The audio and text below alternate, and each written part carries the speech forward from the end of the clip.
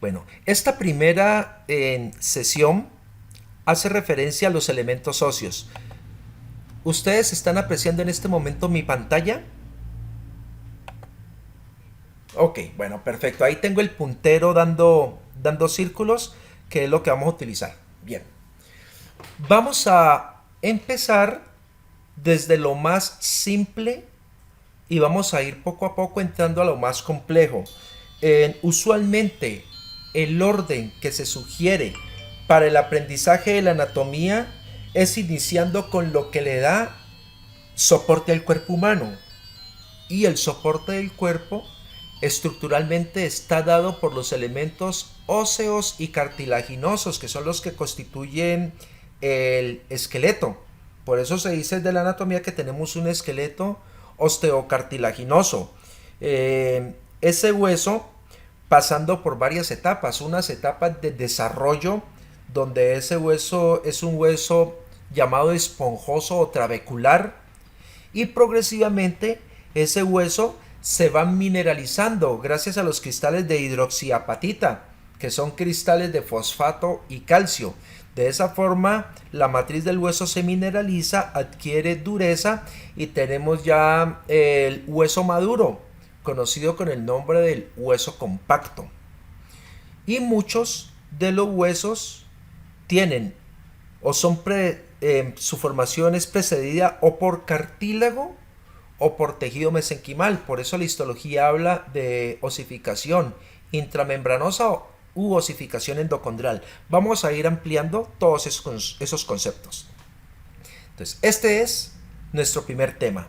La osteología de la cara en este curso de profundización en anatomía facial. Sesión terminada, presentación subida. Es decir, tan pronto terminemos esta clase, esta presentación queda anclada a una carpeta de Google Drive.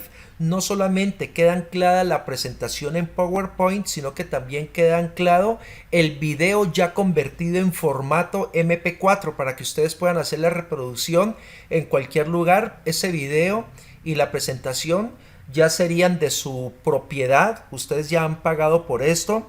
Lo único que se conserva, por supuesto, son los derechos de autoría que le corresponden al docente, y en la presentación pues eso va a estar allí incluido, de tal forma que ustedes van a tener presentación y video.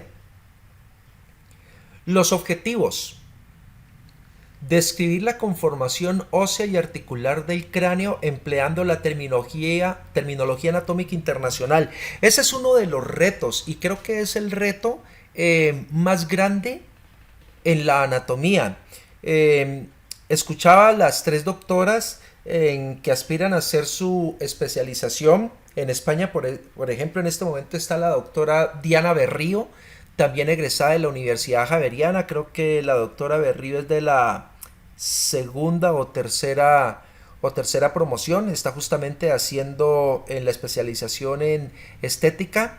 Y me decía, uno de los grandes retos que hay es que los españoles, que es donde se encuentra ella, son supremamente disciplinados en el uso correcto de los términos anatómicos internacionales. Me imagino que los italianos y los franceses serán el doble, porque los pioneros de las escuelas anatómicas desde el siglo XV fueron ellos precisamente, los italianos y los franceses, y de ahí nacen todos los tratados de anatomía que son traducidos al latín, del latín pasan al inglés y del inglés pasan al español. Por eso muchos términos como ulna, cúbito, fíbula, peroné, en esa traducción de un idioma a otro pueden mutar y podemos tener algunos pequeños diferencias. Pero básicamente ese es el reto y la terminología anatómica internacional que nos permite que nos aprendamos el nombre de los elementos anatómicos y que ese nombre sea transversal en cualquier sitio donde nosotros vamos. De pronto el único país que yo conozco que históricamente no se ha ajustado a la terminología anatómica internacional son los argentinos. El argentino utiliza algo que se llama la nómina anatómica, y la nómina anatómica sí puede utilizar los nombres que nosotros llamamos los nombres viejitos. Por ejemplo, nosotros hablamos en terminología anatómica internacional de músculo elevador del ángulo oral. En la nómina anatómica eso se conoce con el nombre del músculo canino. Sin embargo, yo le voy a dar prioridad a la terminología anatómica internacional, pero a lo largo de las clases les voy a ir diciendo, miren, esto también se puede llamar de esta forma o se conoce con tal epónimo, para que ustedes vayan familiarizados con todas las formas del lenguaje y no tengan ningún inconveniente. Y vamos a explicar los aspectos anatómicos en los huesos del viscerocráneo. Bueno, esta primera esquema nos está nosotros dando a recordar, bueno, primero, el cráneo como un segmento anatómico del esqueleto. Hay que recordar nuevamente, el esqueleto es osteocartilaginoso. Y este esqueleto osteocartilaginoso lo vamos a dividir en dos regiones. La región axil, que es la región que forma el eje de nuestro cuerpo humano, el eje central. Ahí está el cráneo, la columna vertebral, el hueso hioides, que es el único hueso del cuello, los 25 huesos del tórax, el esternón y los 12 pares de costillas. Todo esto en conjunto es esqueleto axil. Y de él deriva tanto a la derecha como a la izquierda en sentido superior y en sentido inferior las 4 extremidades o miembros, los 2 superiores y los 2 inferiores. Para el caso del cráneo, por supuesto, es esqueleto axil o esqueleto axial. Y este cráneo va a estar constituido en 2 grandes regiones, el neurocráneo y el viscerocráneo.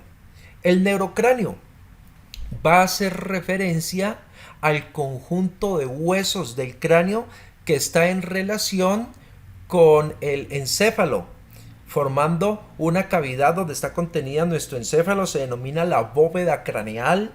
Esa bóveda craneal es como una caja fuerte, representa el principal elemento de protección para el encéfalo. Esa caja fuerte, que es el neurocráneo, tiene un piso. Ese piso es donde se apoya el encéfalo, es conocido como la base del cráneo, algo que con seguridad cuando estudiamos medicina nos dio bastante trabajo, porque la base del cráneo es una de las superficies óseas más accidentadas del cuerpo humano. Allí fue donde nos tuvimos que aprender toda esa cantidad de forámenes por donde pasan estructuras neurovasculares, y por supuesto en este curso vamos a tener que ver algunos aspectos de la base del cráneo, porque si nuestro interés es estudiar la anatomía facial, como parte del estudio de la anatomía facial está el nervio sensitivo de la cara, que es el quinto par craneal, el nervio trigémino con sus 3 divisiones, y cada una de esas 3 divisiones del trigémino utiliza un foramen diferente en la base del cráneo a nivel de la fosa craneal media. Si hablamos de inervación motora de las estructuras faciales, por supuesto tendremos que estudiar el séptimo par craneal, el nervio facial, y el nervio facial utiliza un foramen de entrada en la fosa craneal posterior, que es el meato acústico interno, y un foramen de salida en la base externa del cráneo, que es el foramen estilomastoideo. Por lo tanto, es importante que estudiemos algunos elementos de la base del cráneo, y eso lo vamos a hacer.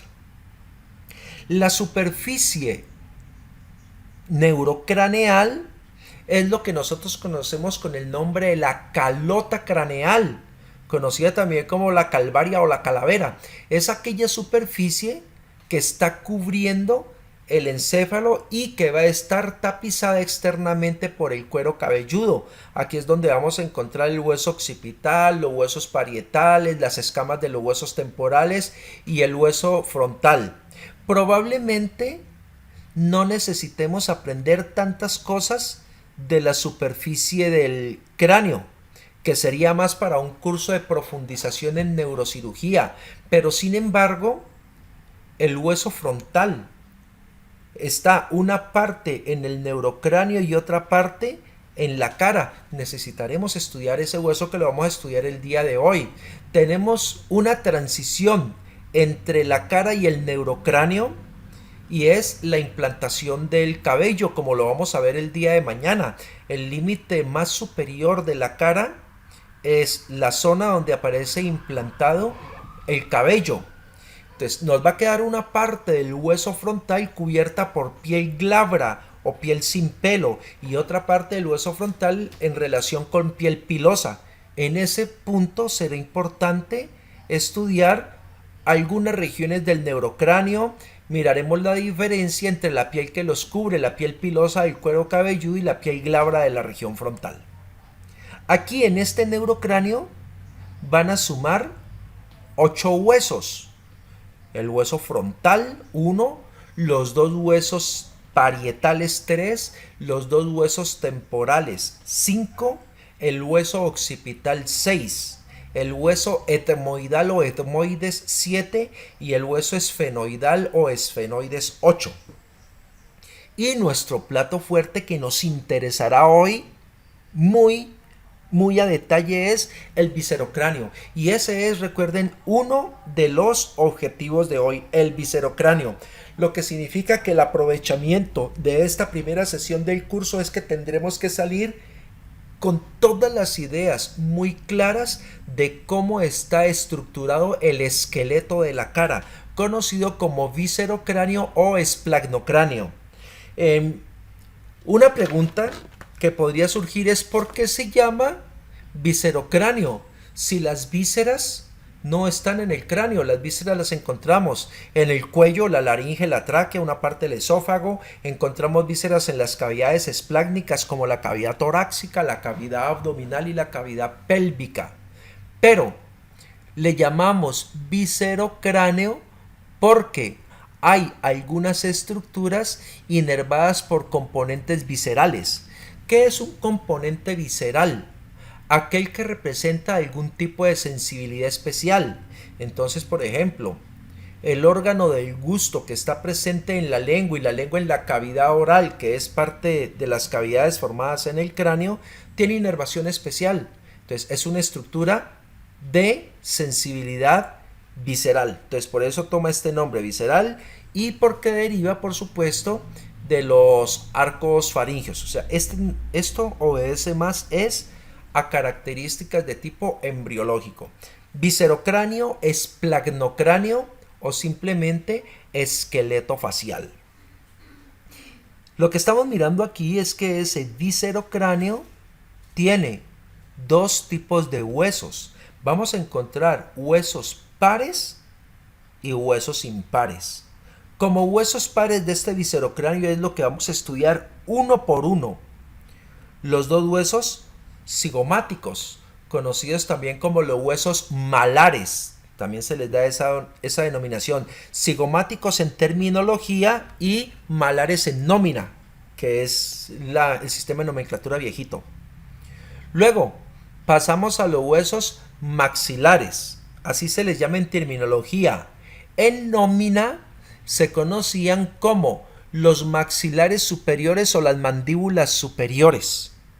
Decía, ese término es muy común en odontología, incluso lo suelen utilizar algunas escuelas de cirugía maxilofacial, pero usualmente es los maxilares o las maxilas, el nombre que les vamos a dar. Entonces recuerden, en nómina, que era el sistema de nomenclatura vieja, maxilares superiores, en este caso la mandíbula se pasaría a llamar maxilar inferior, o mandíbula inferior y a los maxilares, mandíbulas superiores. Luego pasamos a los dos huesos palatinos, los huesos lagrimales. También se puede utilizar en vez de la G, la C. Entonces es válido lagrimales o lacrimales. Esto sería para terminología. En nómina anatómica a estos huesos se les llamaba los unguis. Esa U con diéresis, unguis, así se le llamaba a los lagrimales. Los huesos nasales, en terminología, en nómina se conocían como los huesos propios de la nariz.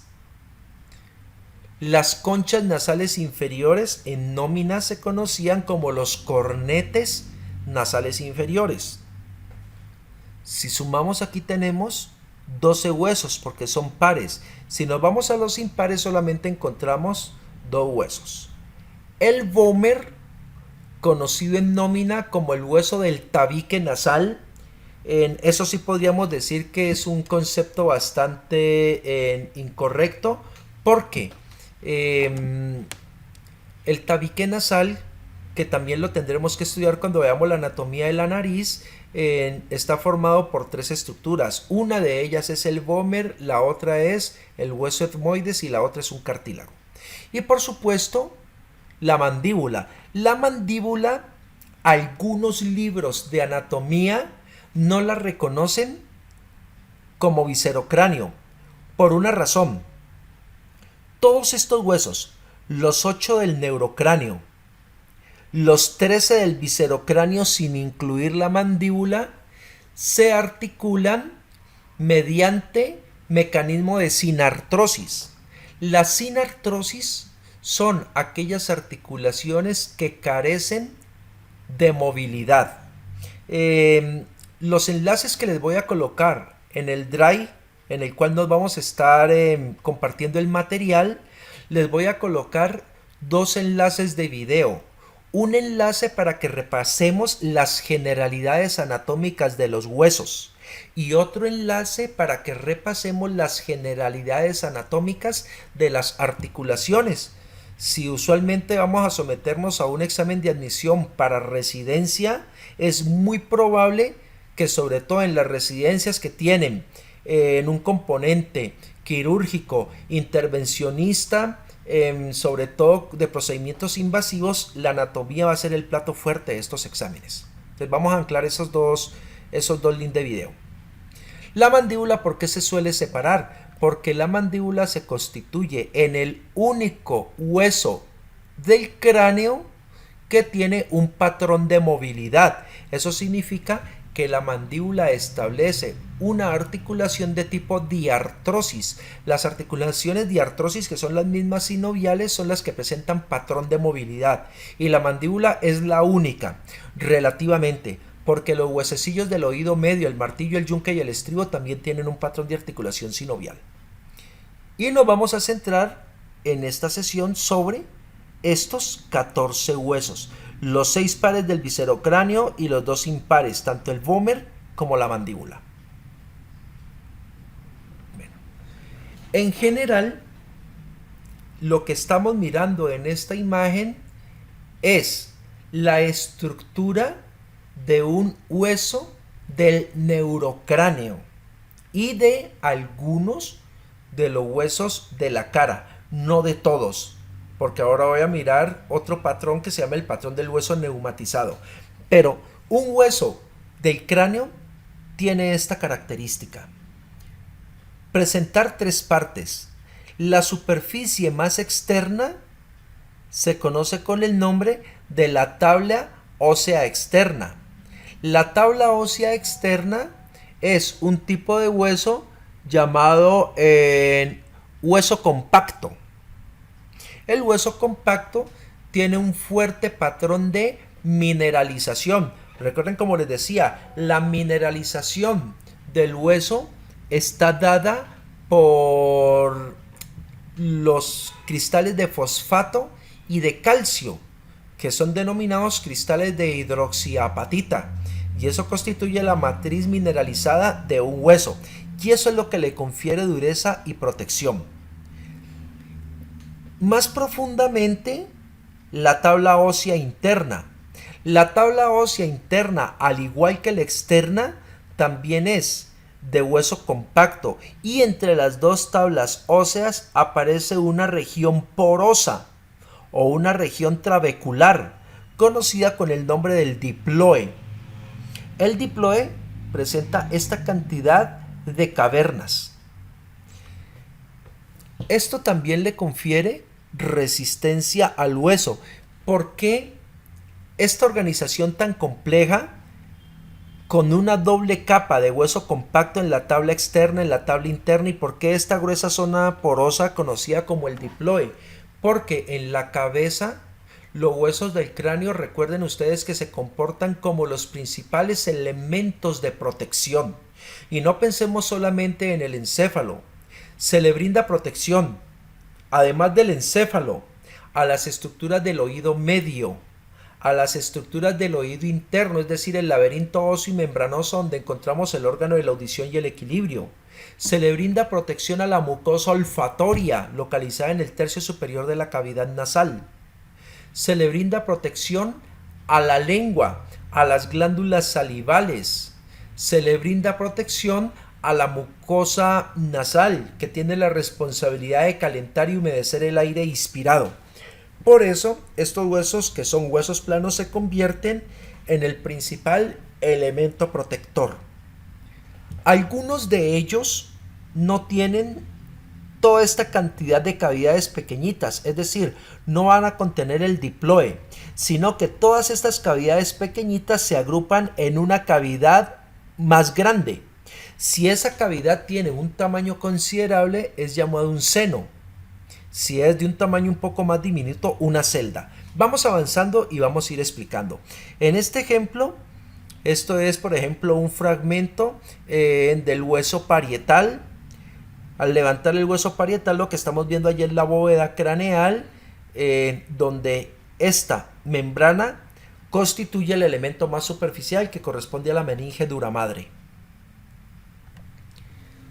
Si nos colocamos en la región del neurocráneo, el tejido blando que cubre el neurocráneo es el cuero cabelludo. El tejido blando que cubre al viscerocráneo será los tejidos blandos de la cara. Aquí tenemos un fragmento de la región del neurocráneo donde ustedes pueden apreciar de adentro hacia afuera. Primero, miren, la dura madre. Hablábamos que es una meninge, la más superficial que rodea al encéfalo. Luego aparece aquí el hueso del cráneo con la tabla ósea interna, aquí la vemos, la tabla ósea interna, un poco más superficial aquí, la tabla ósea externa, y en medio de las dos esta zona porosa, el diploe. Aplicamos otro concepto, equipo. El concepto es que usualmente el hueso cumple una función hematopoyética. De entrada les puedo decir que eso es falso. El hueso no tiene propiedad hematopoyética. Hay que recordar que histológicamente el tejido óseo, el tejido del hueso, es un tejido conectivo especializado, pero especializado por su dureza. Hay otro tejido conectivo especializado que es en la médula ósea roja. La médula ósea roja tiene capacidad hematopoyética, es decir, la formación de células sanguíneas, los eritrocitos, los leucocitos, pero ¿dónde encontramos médula ósea roja? En aquellos huesos diferentes a los huesos del cráneo. Entonces, aquí no hay médula ósea roja, por lo tanto el hueso del cráneo no está relacionado con la hematopoiesis. La hematopoiesis generada por las células de la médula ósea roja, ¿en dónde la vamos a encontrar? La vamos a encontrar en otros huesos planos como el esternón, las crestas ilíacas, las epífisis de los huesos largos, los huesos de la extremidad superior, los huesos de la extremidad inferior. Podemos encontrar médula ósea roja en los cuerpos de las vértebras. Podemos encontrar médula ósea roja en los huesos cortos o huesos breves, pero jamás en los huesos del cráneo. Por lo tanto, aquí en estas cavidades no hay presencia de médula. Aquí lo que vamos a tener es un sistema vascular, que son las venas diploicas, y un sistema comunicante, que son las venas emisarias, de las cuales iremos hablando en otras sesiones.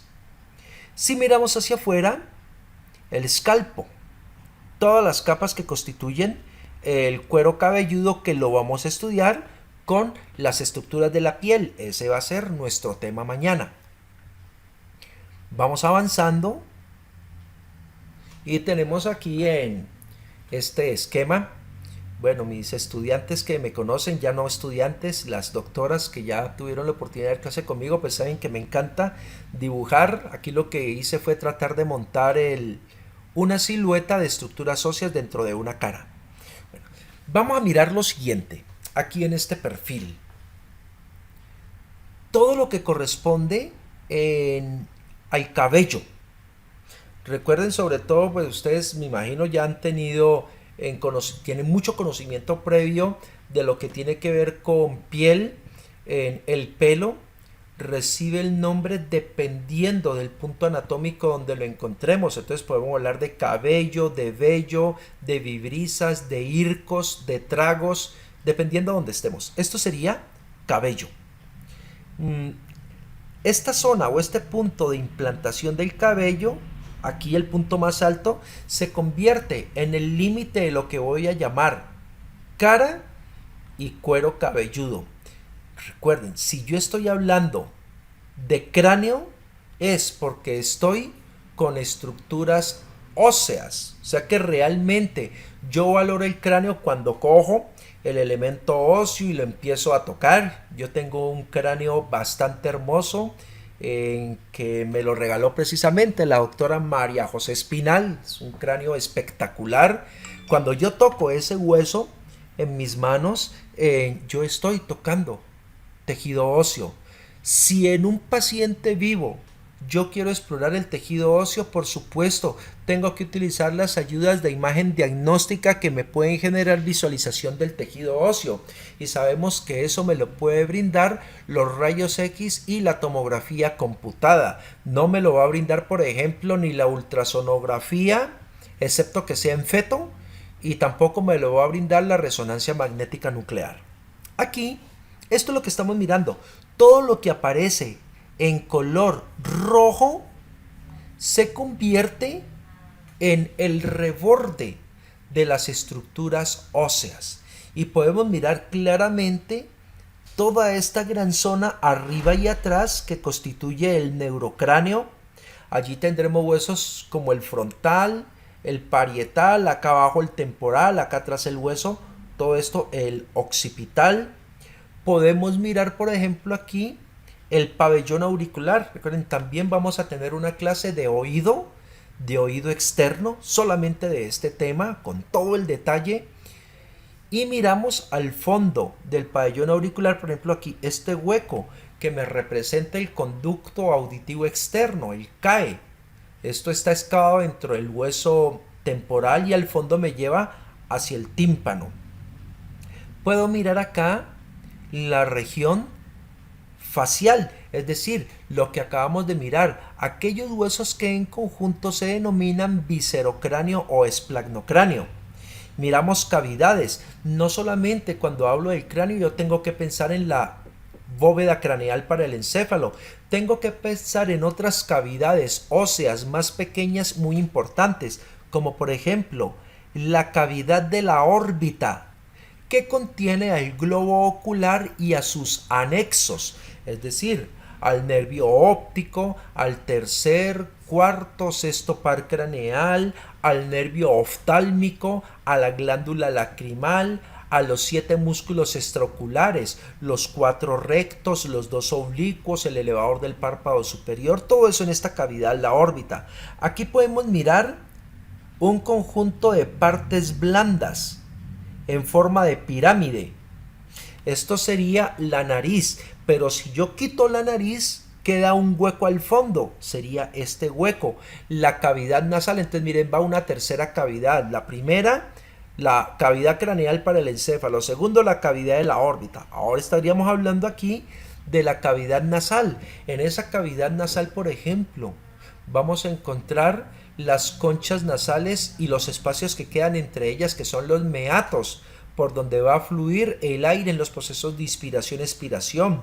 Vamos a encontrar los conductos que comunican con los senos paranasales. Vamos a encontrar el aparato del conducto nasolacrimal, la mucosa olfatoria, la mucosa respiratoria, el plexo de Kieselbach.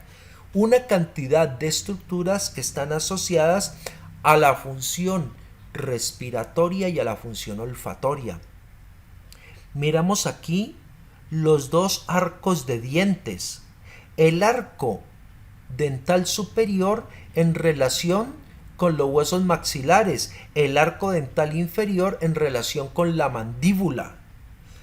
Y entre estos dos arcos, al hacer apertura de la boca, la cavidad oral. Ahí vamos a tener la desembocadura de las glándulas salivales. Nos va a interesar muchísimo en este curso estudiar muy bien la anatomía de la glándula parótida, de la glándula submandibular, la sublingual no tanto, aunque la vamos a estudiar, pero no con la profundidad de las dos primeras, que son mucho más superficiales. Tenemos la lengua con el órgano gustativo. Miren, un refuerzo de tejidos blandos adelante, que serían los labios superior e inferior.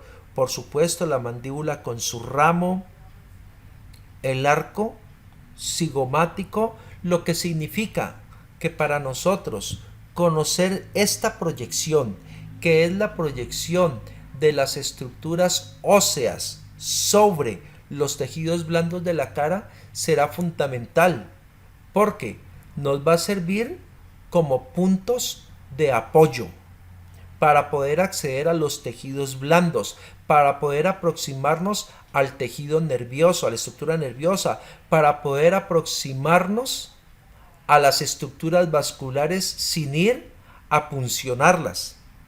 Razón por la cual en los huesos, no solamente del neurocráneo, sino del viscerocráneo, podemos ver algunos forámenes. El cigomático facial, cigomático temporal, el infraorbitario, el mentoniano, forámenes por donde se van a proyectar nervios craneales, la gran mayoría de ellas con componente sensitivo, que servirán como referentes importantes para hacer los respectivos bloqueos. Importante entonces esta proyección, y a esto es lo que le vamos a apuntar, y este es uno de los propósitos para la práctica del médico esteticista. En cada región de la cara conocer cómo se proyectan las estructuras óseas, lo que estamos palpando, cómo se llama, y por esa estructura o por ese elemento óseo, qué estructura vascular y nerviosa se va a proyectar. Si nos vamos aquí en la siguiente imagen, vamos a retirar todo el tejido blando. Al retirar todo el tejido blando, estamos mirando ya como tal el tejido óseo. Esto sería ya el cráneo completo o el esqueleto de la cabeza, y esta es la posición en la cual nosotros lo estudiamos, y en efecto así se encuentra o se orienta la cabeza en posición anatómica. ¿Eso qué implica? Que si yo tengo todo el macizo de huesos de cráneo articulado a la mandíbula, voy a encontrar dos planos horizontales diferentes. Este, donde estoy deslizando el puntero, este es el plano de la base. Este es el plano de la base del cráneo, y este plano corresponde al borde inferior de la mandíbula. Por supuesto, el borde inferior de la mandíbula está mucho más descendido que el borde inferior de la base del cráneo. Cuando digo que está mucho más descendido, estoy diciendo que en una persona adulta voy a tener aproximadamente una distancia que puede variar entre los 5 y los 8 centímetros. ¿Por qué ese rango de 3 centímetros, de 5 a 8? Por el tipo de mandíbula y el tipo de cráneo que presente mi paciente. Si es negroide, si es caucásico, entonces eso va a variar. Si es prógnata, si es micrógnata, si tiene la mandíbula en protrusión, en retracción. Pero por lo general ahí está ese rango de 3 centímetros. Entonces, ¿eso qué implica? Que si yo cojo este cráneo y lo coloco sobre una superficie horizontal, la base del cráneo se me va a caer. Y al caerse la base del cráneo, se me va a desalinear la cara y va a quedar mirando hacia arriba.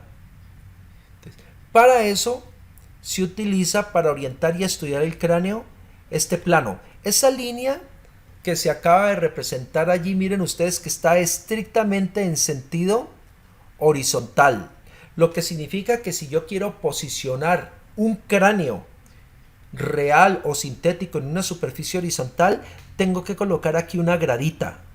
Y esa gradita me tiene que mantener elevada la base del cráneo, que siempre tendrá que estar por encima del plano del borde inferior de la mandíbula. Este plano se conoce con el nombre del plano de Frankfurt.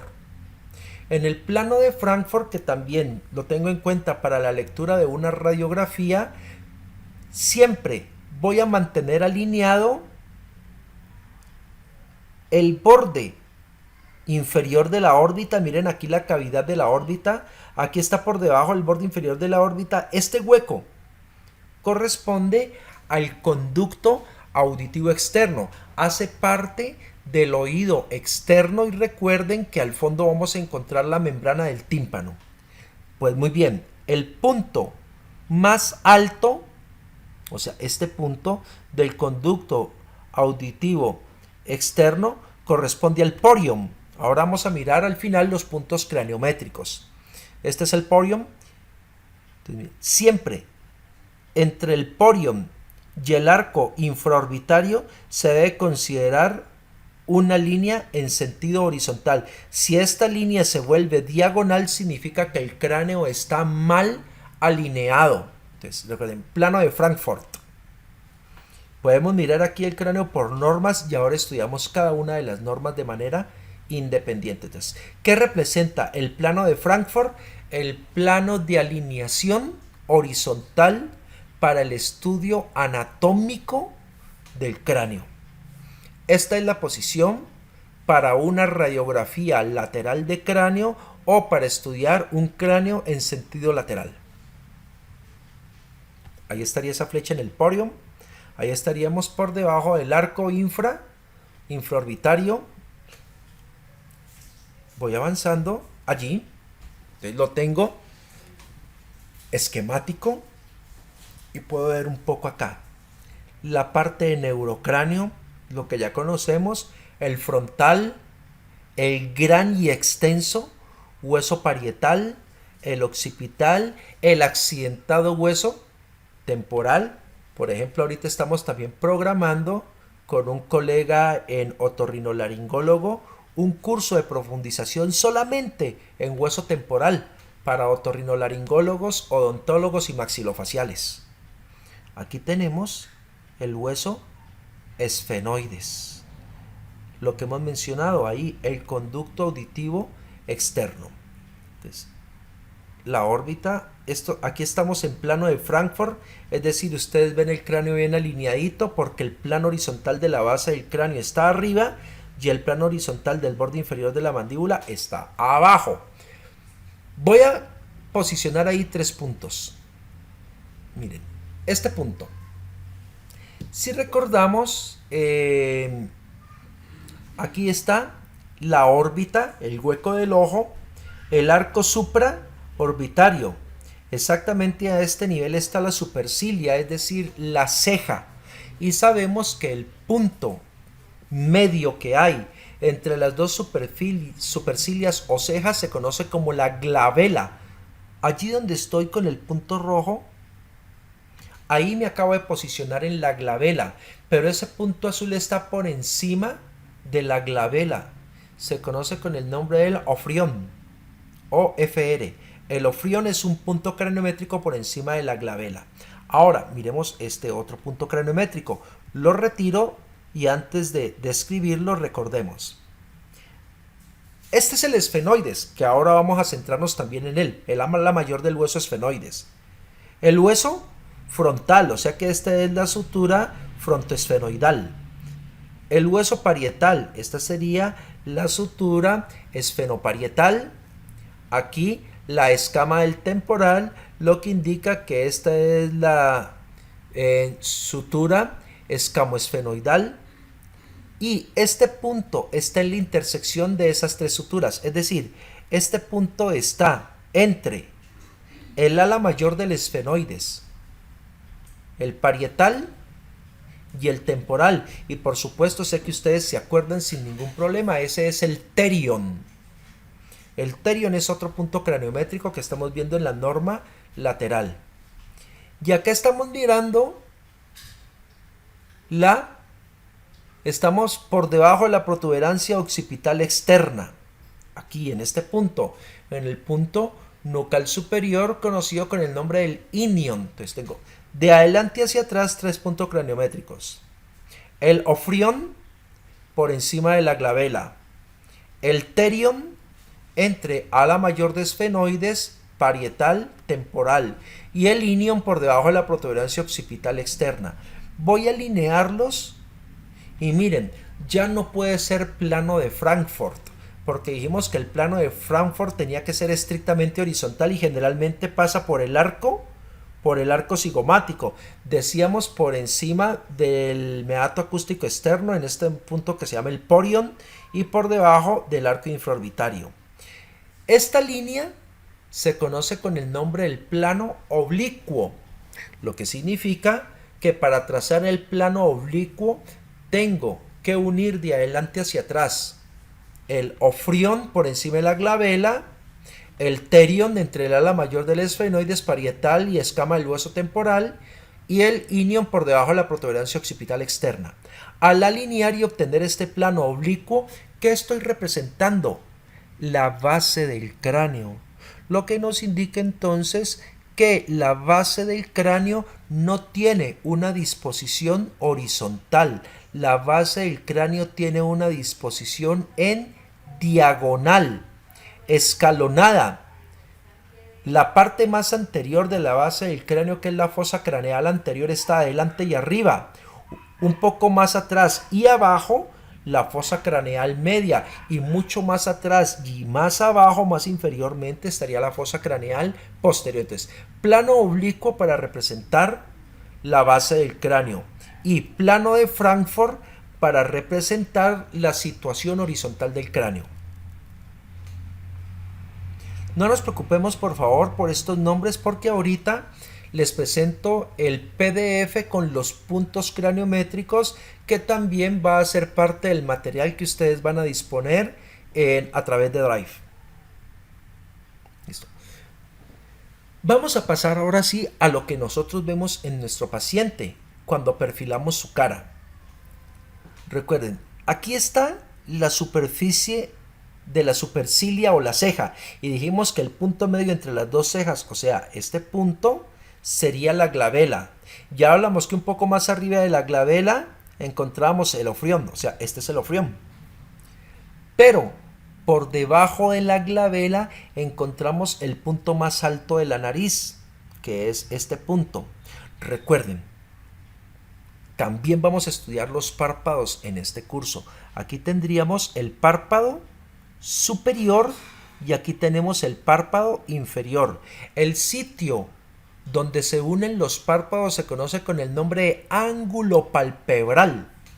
Este es el ángulo palpebral externo o ángulo palpebral lateral, lo que significa que allá cerca de la nariz, donde se unen también los párpados, sería el ángulo palpebral medial. Ángulo. Por eso la arteria que se posiciona en relación a los ángulos se llama arteria angular, que la vamos a estudiar también. Y vamos a ver que la arteria facial termina como arteria angular medialmente a la unión de los dos párpados superior e inferior, es decir, el ángulo palpebral interno. Si miramos entre los dos ángulos palpebrales, se interpone la parte más alta de la nariz, que es este punto. Se conoce con el nombre de nasion, es otro punto craniométrico. Entonces, la glabela en medio de las cejas, por encima del ofrión y por debajo el nasion. Punto craniométrico en todo el centro y en la parte más alta de la porción ósea o porción dura de la nariz. Entonces, esta flecha está señalando el nasion. Acá atrás, el pabellón auricular, que también lo vamos a estudiar. La parte blanda del pabellón auricular, esta parte blanda, se conoce como el lóbulo del pabellón auricular. Y recuerden que por detrás del lóbulo del pabellón auricular o el lóbulo de la oreja nos podemos palpar una superficie dura, que es donde está esta flecha. Y ahora la vamos a mirar. El proceso mastoideo del hueso temporal. Voy aclarando. En terminología anatómica, aquí en Latinoamérica se habla de proceso. En España se habla de apófisis. Entonces, ustedes pueden escuchar hablar de la apófisis mastoides del hueso temporal o del proceso mastoideo del hueso temporal, y relativamente es lo mismo. Proceso o apófisis mastoides del hueso temporal. Otro punto.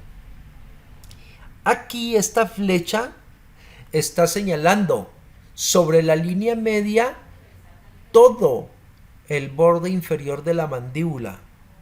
Este punto craniométrico que se denomina el gnation, gnation. El gnation, punto craniométrico en todo el borde inferior de la mandíbula. ¿Y qué es lo que se ha hecho? Hemos triangulado.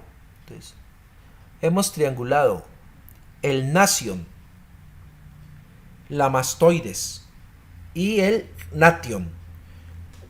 ¿Y qué hay dentro del área de triangulación o qué hay dentro del ángulo? Aquí en toda esta zona está el viscerocráneo.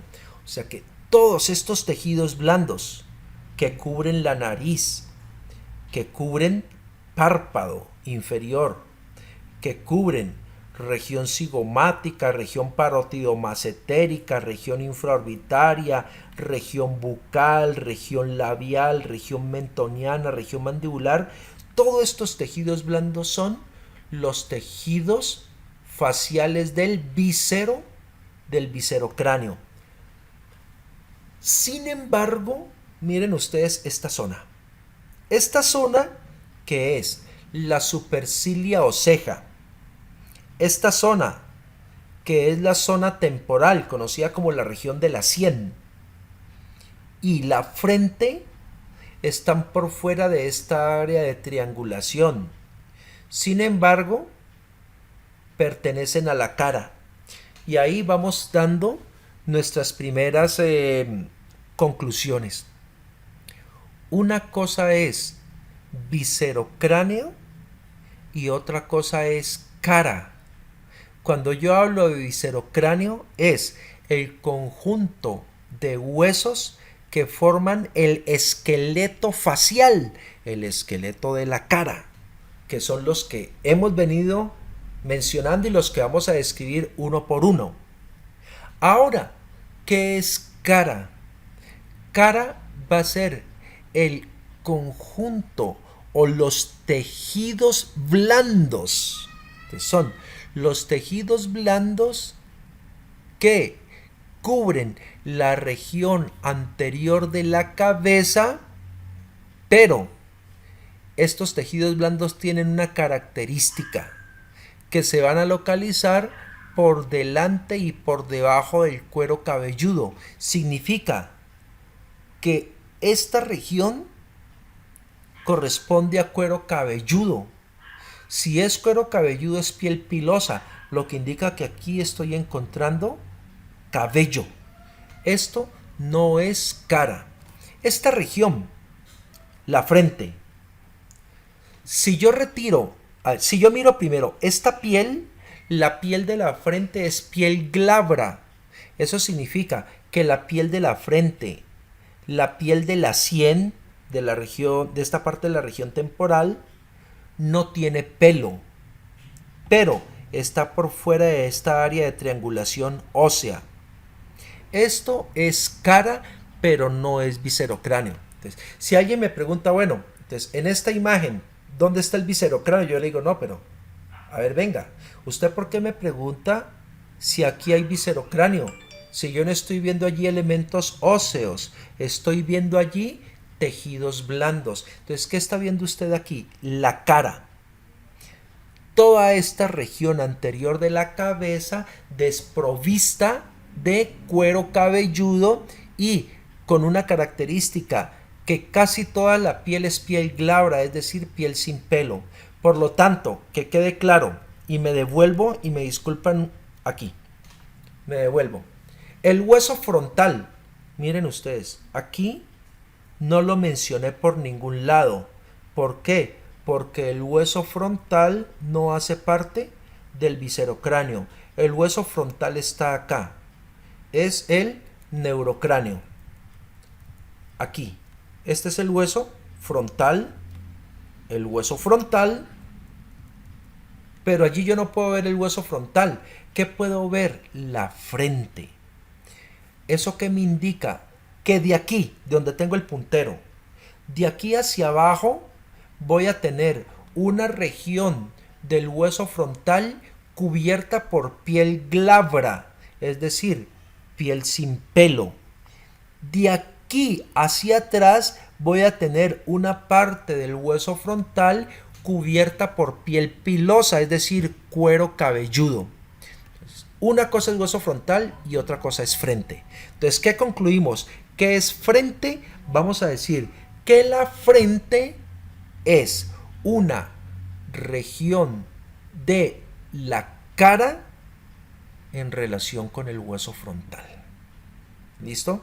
Entonces yo no, porque ahí me pueden decir, no, venga, es que usted aquí está señalando mal. Esta flecha la tiene que llevar acá arriba y ampliarla. No, por supuesto, aquí yo no puedo decir que todo esto sería huesos de, aquí estaría la región del viscerocráneo, no. Recuerden entonces, esta área de triangulación me está mostrando los huesos del viscerocráneo, pero no la cara. Claro, si yo quiero decir en esta diapositiva la cara, esta flecha la tengo que subir hasta acá, hasta la implantación de cabello. Eso sí sería cara, pero aquí no estoy representando la cara, estoy representando la proyección de los huesos del viscerocráneo.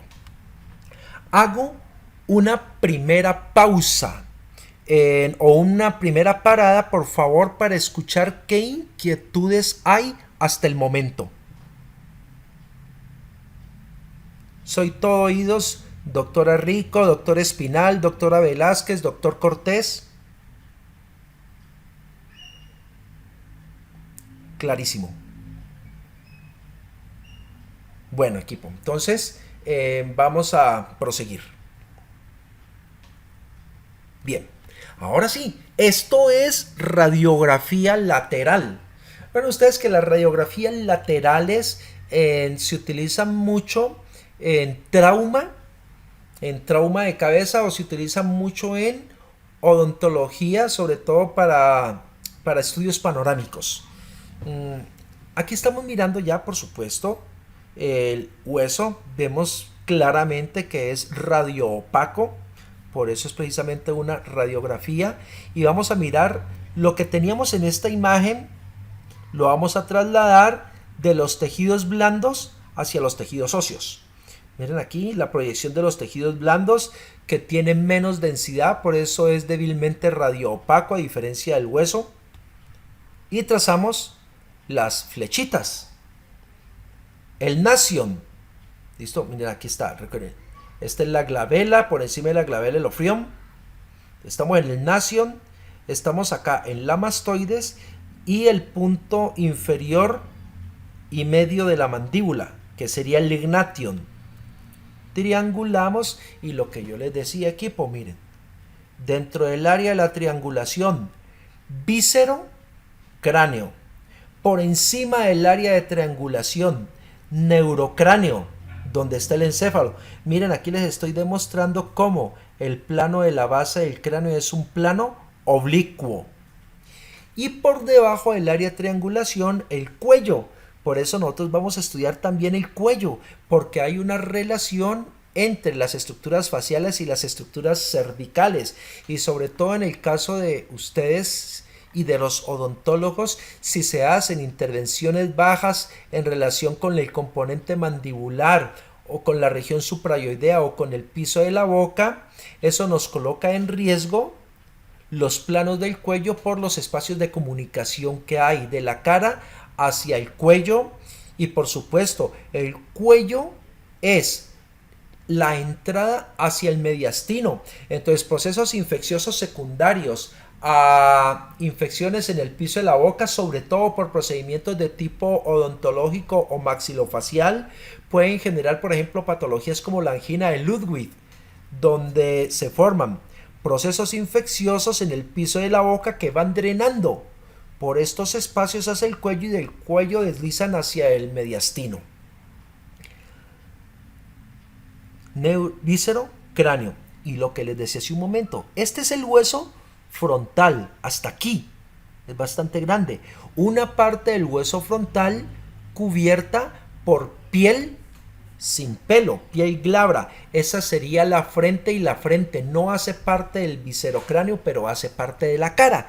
Y una parte del hueso frontal cubierta por cuero cabelludo, y esa parte del hueso, y el hueso frontal aquí va a pertenecer al neurocráneo y cuero cabelludo. Entonces, aquí hay una transición de la piel de cuero cabelludo a piel glabra, y ese se convierte en el límite superior de la cara. Avanzo, miro en sagital, lo que hemos venido diciendo, la tabla ósea externa, la tabla ósea interna, el diploe, y ustedes miran que en general casi todos los huesos del cráneo conservan este patrón de disposición, excepto los más delgados, como por ejemplo el vómer, el unguis o lacrimal. Aquí estamos mirando la bóveda craneal escalonada, como lo hemos mencionado. La fosa craneal anterior, miren aquí un poco más abajo la fosa craneal media, y acá mucho más abajo la fosa craneal posterior, lo que nos indica que hay un patrón en diagonal, que es el plano oblicuo.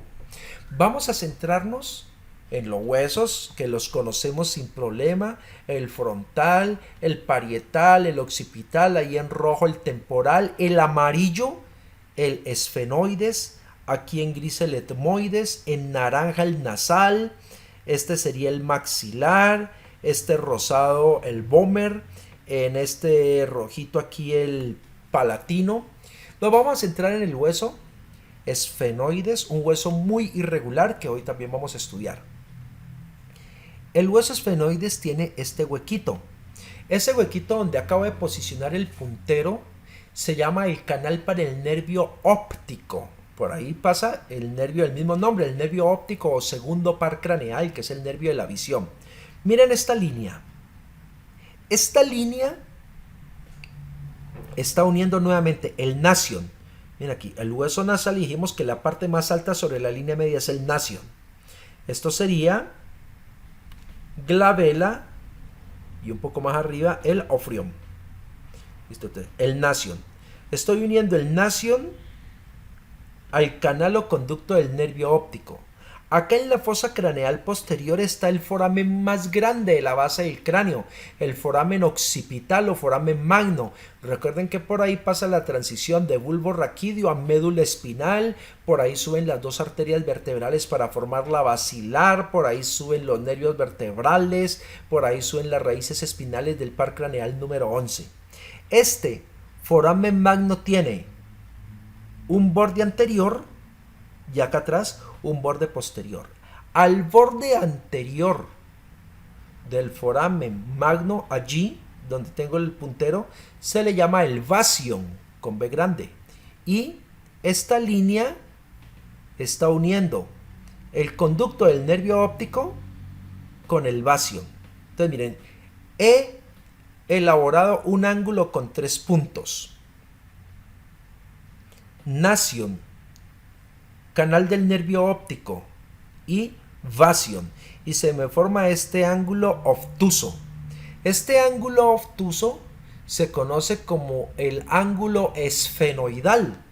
Tiene un epónimo que utilizan mucho los franceses, denominado el ángulo de Virchow-Welker. Este ángulo esfenoidal o de Virchow-Welker, que es un ángulo obtuso, ¿qué contiene?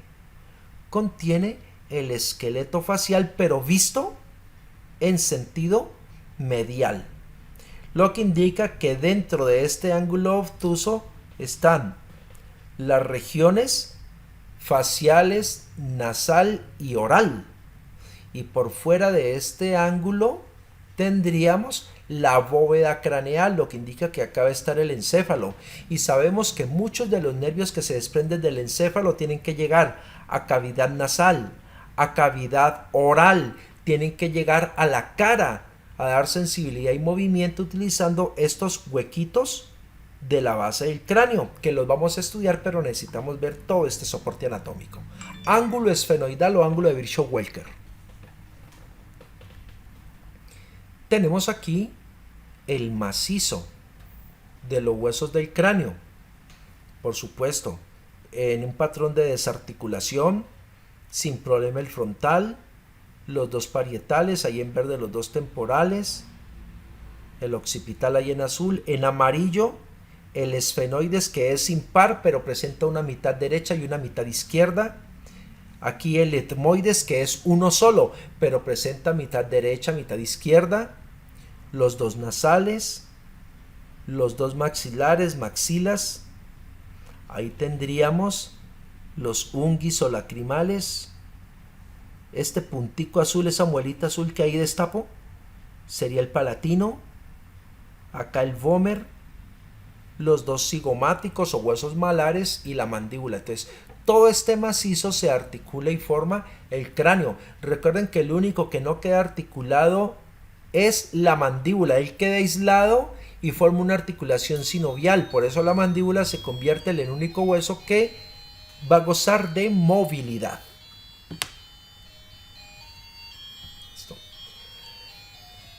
Ok, decía que íbamos a hablar ligeramente, porque en el enlace de video de generalidades de huesos que les voy a mandar, ahí se los he ampliado más. La osificación. A ver, los huesos, cuando se está formando el ser humano durante la gestación, no se forman como huesos. Hay que recordar que la evolución y el desarrollo de los tejidos de nuestro cuerpo se da por por dos procesos: mitosis, que es la reproducción de las células, y por diferenciación. Es decir, cuando una célula es capaz de dar origen a otras células para tejidos diferentes. Es como si dijéramos en Goku se va a convertir en un Super Saiyajin. Entonces hizo una modificación, hizo una mutación, hizo una diferenciación. Eso le puede pasar a algunas células. Se va multiplicando y a medida que se multiplican pueden generar células exactamente idénticas a ellas. Esa sería la mitosis convencional para las células somáticas, que ocurre en la vida del adulto. Eso ocurre, por ejemplo, cuando nos raspamos la piel y empieza a darse la reparación tisular. En el sitio de la raspadura o de la cortada empezamos a reemplazar piel por piel, grasa por grasa, fascia por fascia, músculo por músculo, gracias a las propiedades de mitosis. Pero en la vida embrionaria y preembrionaria hay diferenciación. ¿A qué me voy? Si ustedes recuerdan, el resultado de la fecundación es una célula que se llama el cigoto. 46 cromosomas, 23 vienen del espermatozoide, 23 vienen del óvulo. Esa célula hace mitosis a dos exactamente iguales que se llaman blastómeras, y las blastómeras luego van a dar origen a la mórula, y luego se forma el blastocisto, el disco trilaminar con sus tres capas. Y de estas tres capas, ectodermo, endodermo, mesodermo, se va dando la diferenciación. Entonces, pasa lo siguiente. En el embrión se forma, por una parte, tejido cartilaginoso y por otra parte, tejido mesenquimal. Estos dos tejidos son muy importantes en la vida embrionaria. El tejido cartilaginoso hialino y el tejido mesenquimal. Las células del tejido cartilaginoso hialino se diferencian para dar origen a los huesos de las extremidades. Estoy hablando del húmero, el fémur, el radio, la ulna, la tibia, la fíbula, los del carpo, los del tarso, los metatarsianos, las falanges, etc. Entonces, todos estos huesos se formaron a partir de cartílago hialino. Eso se llama osificación endocondral. Entonces, entenderemos por osificación endocondral cuando un hueso se forma o es precedido por cartílago hialino. Eso no ocurre en el cráneo. Ahí entra el otro tejido que les decía, el tejido mesenquimal. Entonces, las células del tejido mesenquimal dan origen a huesos planos. ¿Y cuáles son los huesos planos? Los del cráneo, el esternón, las costillas. Estos huesos se forman no por tejido cartilaginoso hialino, sino por tejido mesenquimal. Y a eso se le conoce como osificación intramembranosa. Por lo tanto, los huesos del cráneo se forman por osificación intramembranosa. Miren aquí esta imagen. Esto sería cráneo en desarrollo. El cráneo del feto, el cráneo del recién nacido, el cráneo del lactante menor y mayor, y el cráneo generalmente en los 2 primeros años de vida. Luego este tejido va disminuyendo. Este es tejido mesenquimal. ¿Dónde encontramos tejido mesenquimal? En las fontanelas. Por ejemplo, justamente en estos días me están pidiendo preguntas para las pruebas en Saber Pro y para pruebas para examen de residencia, específicamente para Univalle, por ejemplo, para cirugía plástica. Entonces, una de las preguntas clásicas que uno hace es, al palpar zonas blandas y depresibles del cráneo en desarrollo, como el cráneo del niño menor de 5 años, ese tejido blando o esa zona blanda y depresible, ¿a qué corresponde? Y muchas personas se olvidan de esto y dije, es que esta zona es cartílago. Y cuando el cráneo crece, esto ya se convierte en hueso. Entonces la respuesta es falsa. Estas zonas del cráneo blandas y depresibles, que son las fontanelas, no tienen cartílago. Este es tejido mesenquimal, que no solamente está en las fontanelas, sino en las líneas de sutura.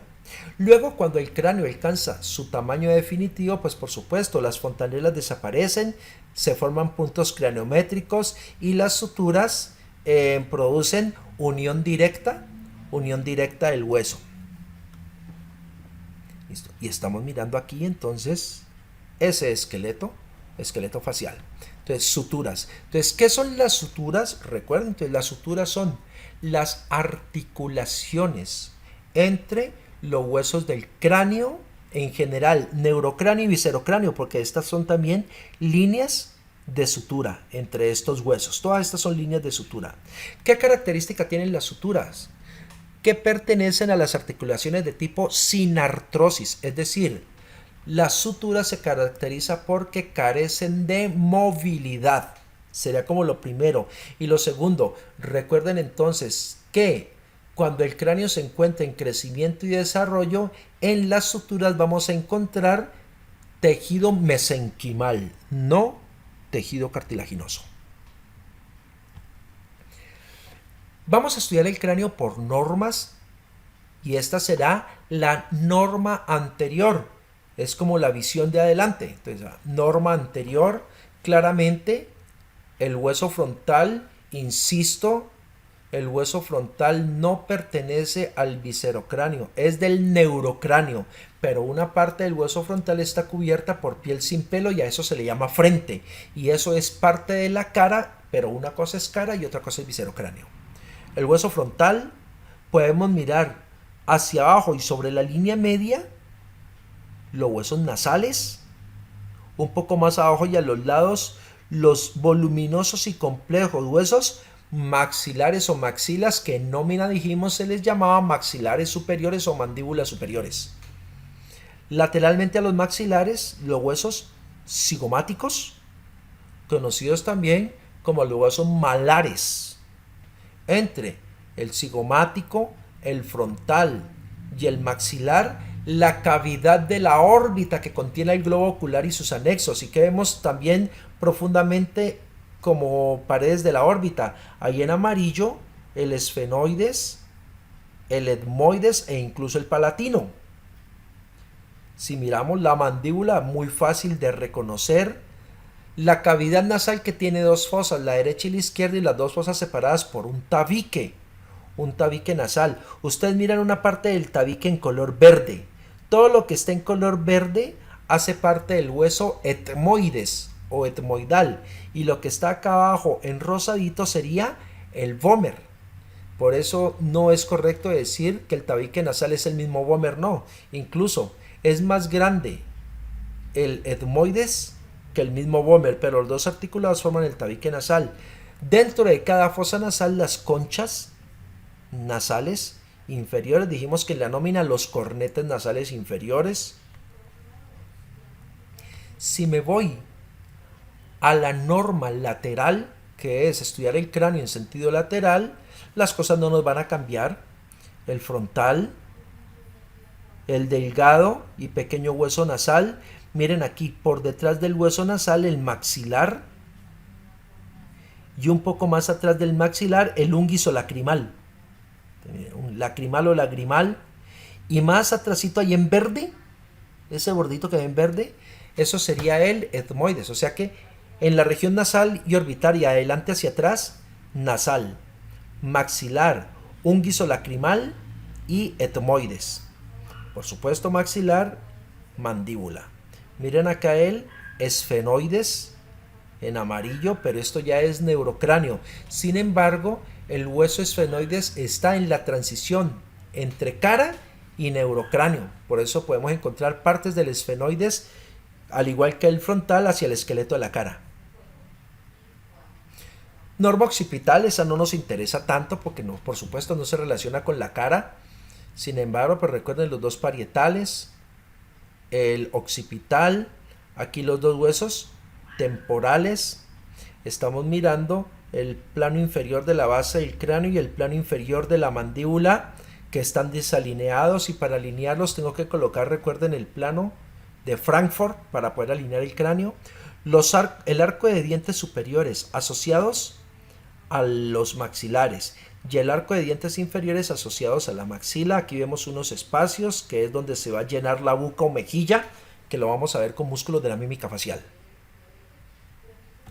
Norma superior, el frontal, los dos parietales, el occipital, las respectivas suturas, que nos indica que aquí ya se dio proceso de osificación. Desde abajo, la accidentada base del cráneo. Y aquí hay algo supremamente importante. Vamos a centrarnos en el hueso de color amarillo, que es el esfenoides, todo este. Les decía que es un solo hueso, es impar, pero tiene una mitad derecha y una mitad izquierda. Este hueso esfenoides está en la transición, o sea, este hueso representa la interfase entre el viscerocráneo y el neurocráneo, lo que indica que del esfenoides hacia atrás, todo esto sería neurocráneo, y esta será por supuesto la base del neurocráneo. Del esfenoides hacia adelante, el esqueleto facial, es decir, el viscerocráneo. Y vamos a apreciar incluso aquí una relación importante. Las alas mayores del esfenoides contienen estos huequitos que los vamos a estudiar, el foramen oval, el espinoso, el redondo mayor, que van a permitir el paso de nervios desde la bóveda craneal hacia la cara para llegar con componente sensitivo y motor.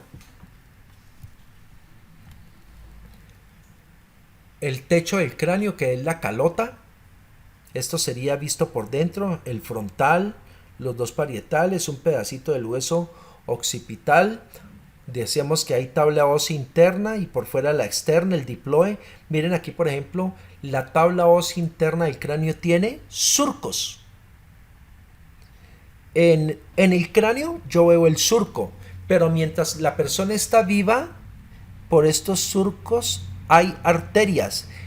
Hagamos de cuenta que los surcos en el cráneo seco es como el río que se secó en verano. Cuando el río se seca el verano, queda el hueco por donde pasaba, el canal por donde pasaba el río.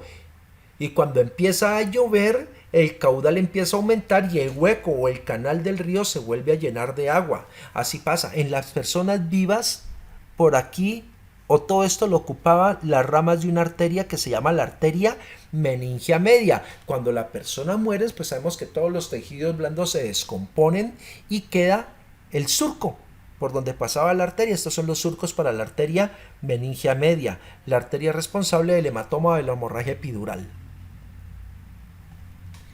Relación del cráneo con las cavidades. Entonces, para explicarles un poco el comparativo entre estos dos esquemas.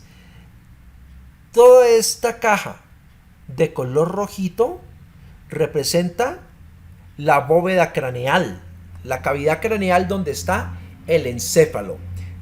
Parte, o sea, el neurocráneo, parte de esos huesos del neurocráneo, o uno de ellos eran los temporales. aquí a los lados los temporales, estas cajitas de color verde dentro de la cavidad craneal representan la región del oído, lo que indica que las estructuras del oído, mírenlas aquí en color verde, las estructuras del oído están conectadas con la cavidad craneal dentro del hueso temporal. Miren ahora aquí estas cavidades cónicas en amarillo, las cavidades de la órbita, donde vamos a tener el globo ocular. Por eso los nervios que se movilizan de la cavidad craneal a la cavidad de la órbita llevan información para la sensibilidad del ojo, para la visión, para la glándula lacrimal y para los movimientos del ojo, que es básicamente el paso de los nervios craneales desde el segundo hasta el sexto. Por debajo de las cavidades de las órbitas, miren ahí en azul, las cavidades nasales, donde vamos a tener el órgano receptor del olfato y la vía respiratoria. Por debajo, miren aquí en color púrpura, la cavidad oral. Por lo tanto, todo este complejo del cráneo permite que haya comunicación del ambiente intracraneal del encéfalo hacia las órbitas, hacia los oídos, hacia cavidades nasales y hacia cavidad oral. Y por supuesto, acá adelante, todos los tejidos blandos que están forrando estas estructuras óseas es lo que vamos a llamar la cara.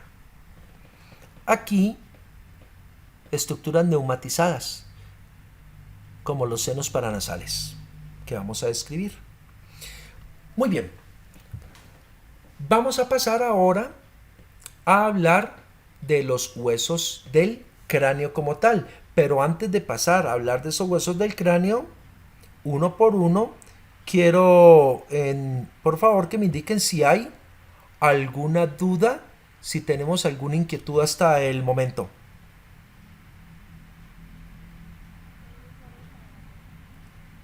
Listo. Bueno, entonces miren, esta imagen está mostrando el hueso frontal. Ya les dije, es un hueso del neurocráneo y tiene un recubrimiento de piel glabra, piel sin pelo, para formar la frente, que es parte o una de las regiones de la cara.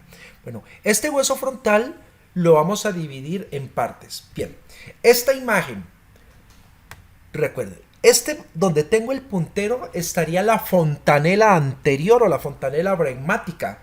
Ya dijimos que eso es característico del hueso en desarrollo y es tejido mesenquimal. Aquí tendríamos las dos mitades del hueso frontal.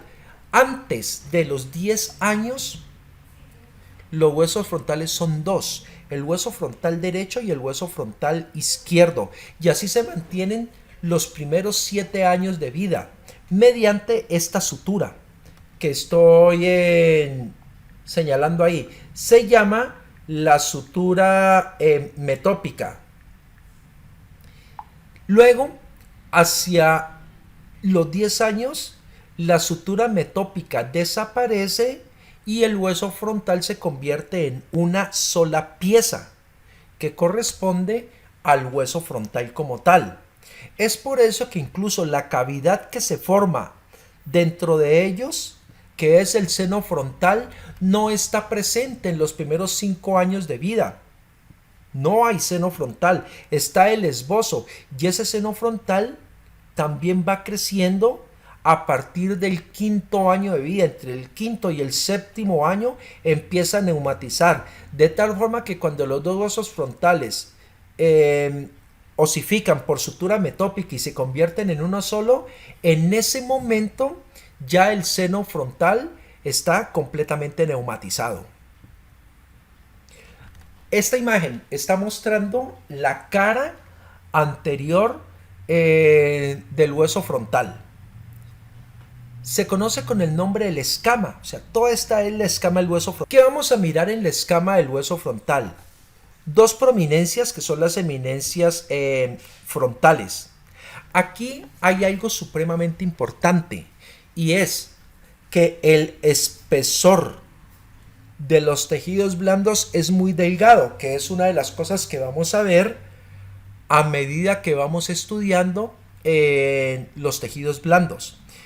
el espesor de los tejidos blandos varía dependiendo de la región de la cara donde estemos. En la región frontal es donde voy a encontrar el menor espesor de tejido blando, lo que indica, por ejemplo, cuando se hacen infiltraciones en esta región, vamos con agujas casi en ángulo llano para no llegar a pinchar el periósteo del hueso. Aquí las estructuras son supremamente superficiales. Sin embargo, esta es una zona bastante extensa, lo que indica que sobre todo la distancia entre los nervios y los vasos sanguíneos es bastante amplia. Entonces no se genera casi ningún problema. Escama del frontal. Tenemos el borde supraorbitario, que es el borde superior de la cavidad de la órbita, conocido como el arco superciliar. Entonces, arco superciliar o borde supraorbitario, lo que indica claramente que el hueso frontal nos forma el techo de la órbita. Si miramos, aquí quedó un pequeño esbozo, miren, de la sutura metópica. Esta sutura se proyecta luego como sutura nasal hacia los dos huesos de la nariz. Por eso es que ustedes ven que en la parte mediana e inferior del hueso frontal aparece la espina nasal, lo que indica que aquí se forma una región articular para poder consolidar la frente hacia la nariz. Cuando hay, por ejemplo, situaciones de trauma, esta espina nasal se relaciona con la lámina perpendicular del hueso etmoides. Cuando se fractura y se desestabiliza esta zona de la espina nasal y la lámina perpendicular del etmoides, en la fosa craneal anterior se puede desgarrar la dura madre.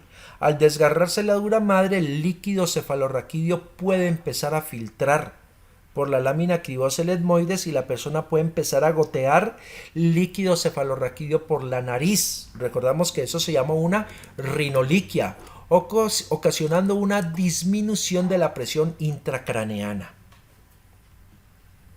Miramos hacia los lados, miren la parte más lateral, las apófisis cigomática. En el video que les voy a suministrar de hueso, recuerden que una apófisis es una proyección en saliente, en punta, como esta, espina nasal acá, la apófisis cigomática, lo que indica que el hueso frontal en sentido medial se estabiliza la región nasal, pero en sentido lateral se estabiliza con la región cigomática para irle dando forma a nuestra cara. Y recuerden que esas articulaciones son sutura, por eso podemos reconocer una sutura fronto-cigomática en la región lateral y de esa forma le damos dando configuración a la órbita. Si volteamos, estamos viendo esto mismo, la escama del frontal, pero no en sentido externo, sino en sentido interno. Mira aquí la tabla ósea interna, estamos mirando las dos mitades del hueso frontal formando acá en la cavidad frontal. Las fosas frontales, aquí está contenido por ejemplo el lóbulo frontal de los hemisferios cerebrales. Aquí es donde se representa por ejemplo el área de la personalidad, las funciones ejecutivas, aquí se representa en todo lo que tiene que ver con el comportamiento, rasgos de personalidad. Se formó un pequeño surco que corresponde a la cresta frontal y por encima al surco sagital superior. Miren aquí esto importante, aquí, una escotadura. Esta escotadura se llama la escotadura o incisura. Nuevamente, escotadura es en terminología para Latinoamérica. En España se maneja el término de incisura, que es como un hueco o una bahía. En esta escotadura se coloca el hueso etmoides, por eso se llama escotadura etmoidal. Y este sería, por supuesto, el techo de la órbita. Por ejemplo, nosotros los morfólogos, cuando vamos a disecar ojo desde la bóveda craneal, cortamos esta parte del hueso frontal que sería como quitarle el techo a una casa y le conocemos con el nombre del techo de la órbita. Lo pueden ver desde abajo, miren, este es el techo de la órbita, por eso se habla aquí de cara orbitaria. Se indica que aquí abajo está el ojo y recuerden una relación anatómica importante y es con la glándula lacrimal. Miren aquí, la fosa de la glándula lacrimal, lo que nos indica que en la órbita siempre la glándula lacrimal está arriba y lateralmente, o sea que está muy cerca de la unión lateral de los dos párpados y no de la región medial. Usualmente a uno le preguntan, bueno, entonces cuando una persona empieza a lagrimear, ¿por qué lagrimea con más frecuencia hacia el centro, hacia la nariz que hacia los lados? Porque la glándula lacrimal es lateral, pero los conductos de la glándula lacrimal sí son mediales, o sea que la glándula está aquí y el conducto se empieza a venir en sentido medial, como lo vamos a ver ahora en otra diapositiva. Miren aquí desde adentro, esta es la fosa craneal anterior. Entonces lo que yo les decía, el techo de la órbita, el techo de las órbitas. En medio, la escotadura etmoidal donde está este hueso. Este es el etmoides. ¿Qué hay en todo el centro del etmoides? La apófisis crista galli. Aquí se pega la hoz del cerebro. Y aquí pasa algo importante. La crista galli hacia abajo se proyecta la nariz en relación con esto, con la espina nasal. Por eso les decía, si una persona se fractura la lámina perpendicular del etmoides, es posible que se desplace la crista galli. Y como en la crista galli se inserta la hoz del cerebro, que es un tabique de dura madre, al desplazarse la crista galli hacia un lado, se fisura la dura madre, sale el líquido cefalorraquídeo y él empieza a gotear por estos huequitos, que son los forámenes de la lámina cribosa de este hueso en amarillo que es el etmoides. Por lo tanto, la lámina cribosa del etmoides comunica la fosa craneal anterior abajo con la nariz. Por eso se puede dar el efecto de rinoliquia. Y un poco más atrás aquí pues vemos claramente el hueso esfenoides del cual hablaremos ahora. Lo que yo les indicaba, cómo el hueso frontal está neumatizado. Una cavidad llena de aire que corresponde al seno frontal. Hay que recordar que la función de los senos paranasales, igual la vamos a estudiar, es la humidificación y el calentamiento del aire inspirado para que llegue al pulmón limpio, húmedo y se me da la otra, los tres parámetros del aire inspirado: humidificación, en limpieza y calentamiento. En la imagen radiográfica, el seno paranasal, miren ustedes que se aprecia radiolúcido por la presencia de aire. Sin embargo, no es muy buena la imagen de radiografía. Es por eso que la tomografía computada se convierte en el gold estándar para el estudio imagenológico de los senos paranasales. Aquí se puede ver mucho más resaltado el hueso. Miren ahí con el número 1, el seno paranasal frontal, radiolúcido de aspecto negro porque contiene aire. Por eso es una cavidad neumatizada. Pasamos al hueso esfenoides o hueso esfenoidal y tenemos que utilizar este tipo de imágenes a trasluz para que ustedes puedan comprender que el hueso esfenoides es un hueso de topografía profunda. Aquí lo estamos viendo, profundo, porque ya dijimos, este hueso representa una transición hacia atrás con el neurocráneo y hacia adelante con el viscerocráneo. O sea, este representa una interfase y este hueso esfenoide va a tener muchos forámenes que permiten el paso de nervios craneales del neurocráneo hacia el viscerocráneo para alcanzar estructuras de la cara. Aquí lo podemos apreciar. Este hueso tiene un aspecto de murciélago y aquí lo estamos viendo desde arriba, es decir, me devuelvo, lo estamos viendo en este sentido. Estamos viendo el esfenoide desde adentro, desde la fosa craneal, bóveda craneal. ¿Qué le vamos a ver? Una depresión que corresponde a la silla turca. Y en esa silla turca recuerdan ustedes que se aloja la glándula hipófisis. Por eso se habla de fosa hipofisiaria. Por delante de esa silla turca vamos a encontrar esta región, el surco prequiasmático. Si recuerden que el quiasma óptico es la unión de los dos nervios ópticos. Y aquí está, por supuesto, a los lados los conductos o canales para el nervio óptico, el del lado derecho y el del lado izquierdo, lo que indica que desde la órbita por aquí entran los dos nervios ópticos, se unen y forman el quiasma óptico. ¿Y qué encontramos de los forámenes o canales del nervio óptico hacia los lados? Estas proyecciones que son como las orejitas de un murciélago se conocen como el nombre de las alas menores. Tenían un epónimo hace años atrás, las apófisis de Ingracias. Estas son alas menores del hueso esfenoides. Y por debajo del ala menor, por supuesto, esta voluminosa ala mayor. Entonces miren, toda esta es el ala mayor. Entre el ala menor y el ala mayor, la fisura orbitaria superior. Por ejemplo, esta ala menor separa, como ustedes ven aquí en esta imagen, el ala menor separa la fosa anterior de la fosa media y el ala mayor se convierte en el piso de la fosa media. Y esto es lo que estamos viendo aquí. El ala mayor, o sea que esto es piso de la fosa media. El ala menor y entre las dos la fisura orbitaria superior. Lo miramos aquí. La silla turca con la fosa hipoficiaria. Hacia los lados, el ala menor del esfenoides separando fosa anterior de fosa media. El ala mayor formando piso de la fosa media. Y entre el ala menor y ala mayor, la fisura orbitaria superior. Aquí pueden ver tres importantes forámenes.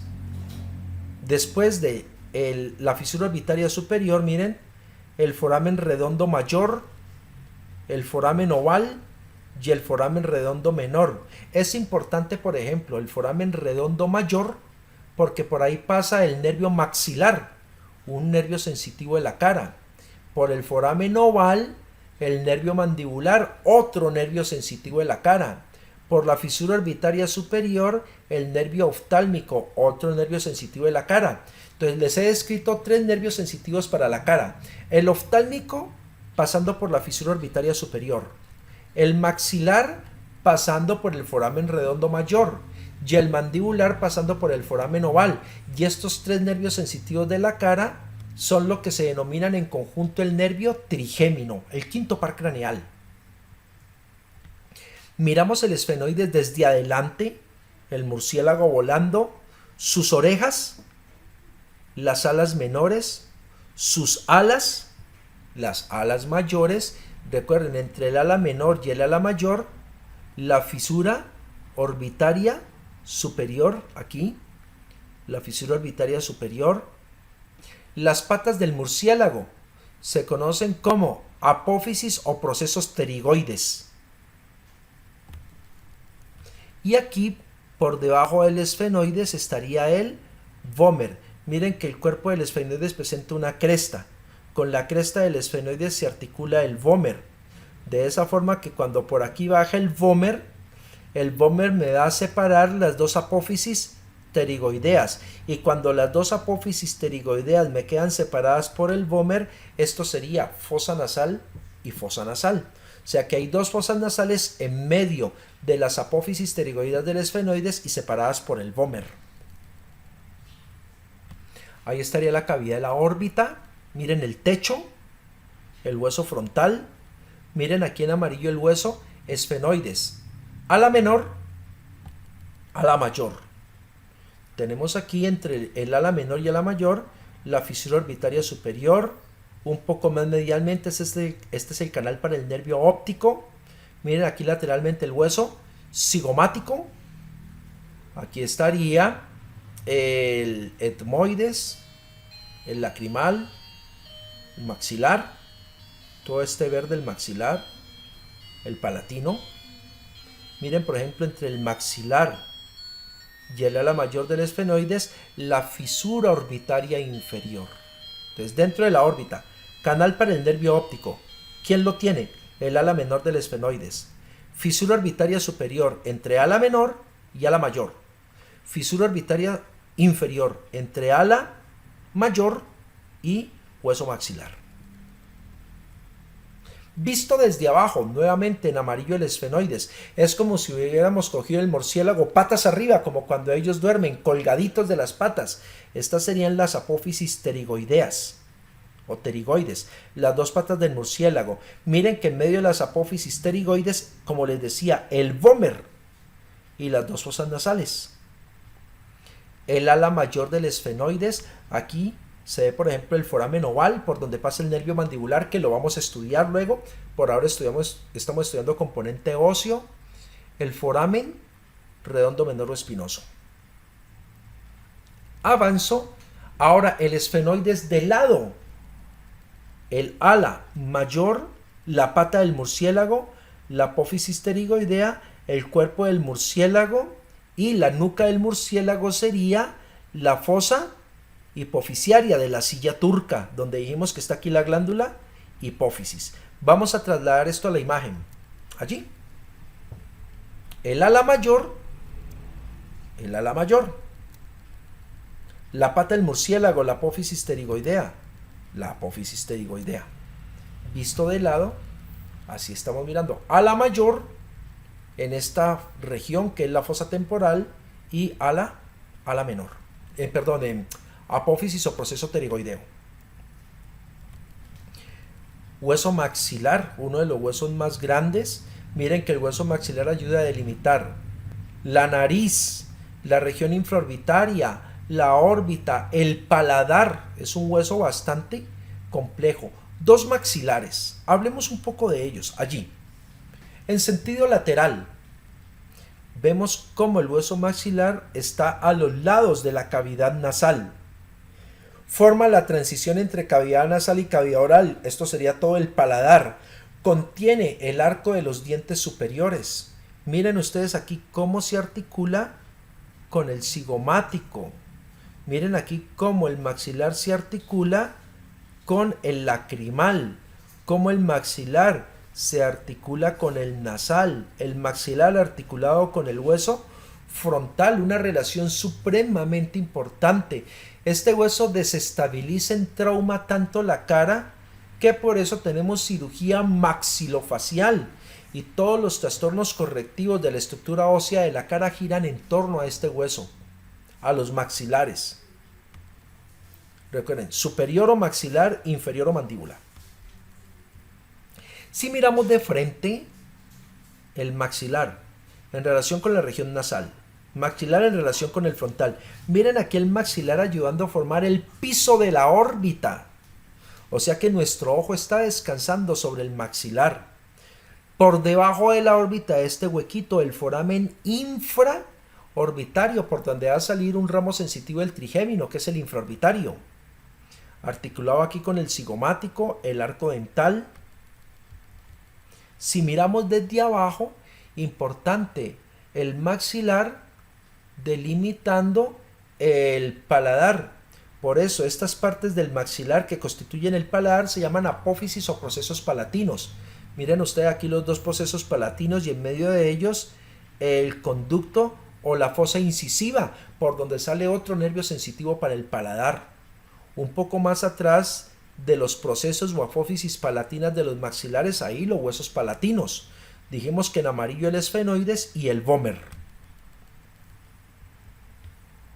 El maxilar, miren aquí que presenta un surco. Decíamos hace un momento que entre el ala mayor del esfenoides y el maxilar, la fisura orbitaria inferior. Miren que aquí sobre el maxilar hay un surco.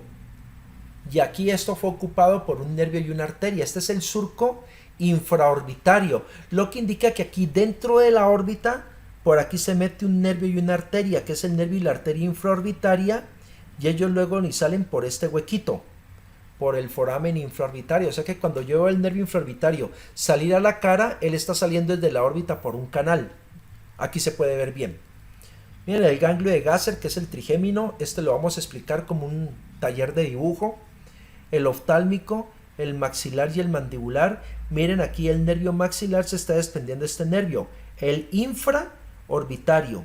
Y este es el canal que yo les menciono, miren, el canal para el nervio infraorbitario, y aquí se ve el nervio como está saliendo por debajo de la órbita. y llega a darle sensibilidad al párpado inferior, a la región infraorbitaria, a la nariz. Por supuesto, el hueso maxilar es hueco por dentro. Este es el seno maxilar, es el seno más grande de todos. Miren cómo está comunicado con el meato medio de la cavidad nasal. Recuerden, aquí se calienta el aire inspirado. ¿Qué pasa con estos senos paranasales? Adelantándome un poco. Ellos deben de estar llenos de aire, pero en procesos alérgicos, procesos infecciosos, esto se llena de secreciones. Y esas secreciones comprimen a la mucosa y aparece dolor. Aquí se puede ver el hueso maxilar. Miren, una apófisis frontal que se va a unir al hueso frontal, por eso su nombre. Una apófisis palatina que ya dijimos, forman el paladar. Un hueco que es el seno maxilar para calentar el aire. Al borde posterior del hueso maxilar se llama la tuberosidad del maxilar. Esa la vamos a ver mañana que hablemos de la fosa esfenopalatina y de la fosa infratemporal. La tuberosidad del maxilar es el borde posterior del hueso maxilar. Visto de lado, su relación frontal, su relación con la nariz, con el arco dental, con la cavidad de la órbita, o sea que aquí está el ojo, el borde posterior, la tuberosidad maxilar y los bordes inferolaterales, los bordes alveolares, donde encontramos la articulación con los dientes. Avanzamos al hueso cigomático o hueso malar. Este hueso cigomático o hueso malar es importante porque es conocido como ustedes saben con el nombre del hueso del pómulo. Lo podemos apreciar aquí. Aquí hay un referente importante y es este huequito, este foramen. Por aquí pasa un nerviecito que se llama el nervio cigomático temporal y otro nerviecito, el cigomático facial. Son ramos del trigémino importantísimos, sobre todo para neurocirugía o cuando ustedes van a hacer intervenciones aquí en esta región, porque exactamente por debajo de este hueso se puede practicar bichectomía con el objetivo de poder quitar espesor del tejido blando para que este hueso pueda resaltar. Y hay que tener muchísimo cuidado con estos nerviecitos cigomático facial y cigomático temporal que están saliendo por esta región a dar sensibilidad. Con una ventaja, estos nervios son sensitivos, por lo tanto son superficiales, mientras que el cuerpo adiposo de la boca o cuerpo adiposo de Bichat es un poco más profundo. Aquí se puede apreciar cómo el hueso cigomático se relaciona con este que es el temporal para formar el arco cigomático. Importante el arco cigomático. Lo que queda por encima del arco cigomático, la fosa temporal, y lo que queda por debajo, la fosa infratemporal. El hueso cigomático, miren ahí el foramen para el paso de los nervios cigomático temporal y cigomático facial. El borde lateral de la órbita, articulación con el maxilar, arriba articulación con el frontal para formar la pared lateral de la órbita. Y ya vimos que de lado, la articulación con el temporal formando el arco cigomático. Este es nuestro hueso cigomático visto de lado. Entonces aquí ustedes pueden apreciar. Esto acá sería anterior, posterior. Por eso ustedes ven aquí apófisis temporal, lo que indica que hacia acá está el hueso temporal y están formando el arco cigomático. Esto es superior. Entonces miren aquí la apófisis frontal para articularse con el hueso frontal y constituir la pared lateral de la órbita, borde orbitario lateral.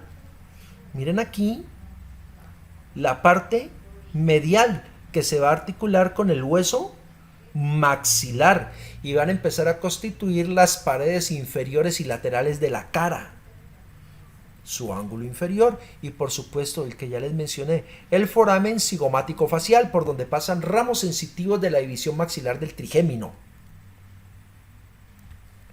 Visto en su cara profunda, aquí estaría el ojo, o sea que esta es la cara orbitaria, arriba articulándose con el frontal.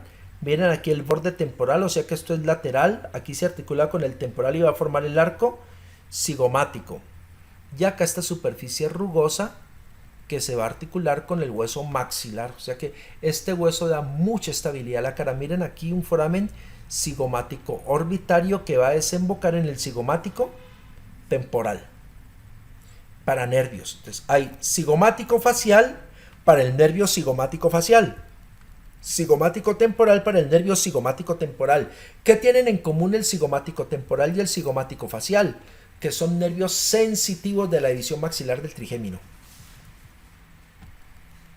Avanzamos a los huesos nasales, huesos propios de la nariz. Son los huesos más delgados que hay en nuestra cara.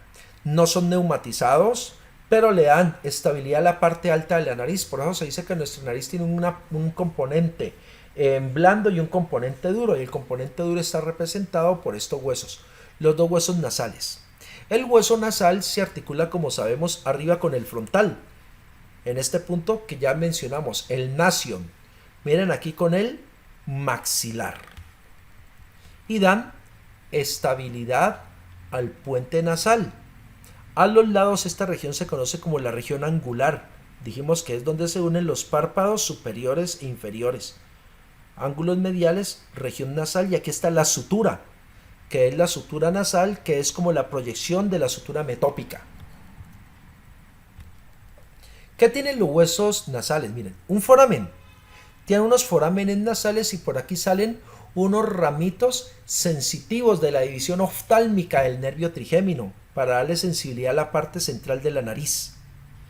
Un borde medial formando la sutura, unos bordes laterales y los bordes inferiores. De aquí hacia abajo ya vendrían los cartílagos de la nariz.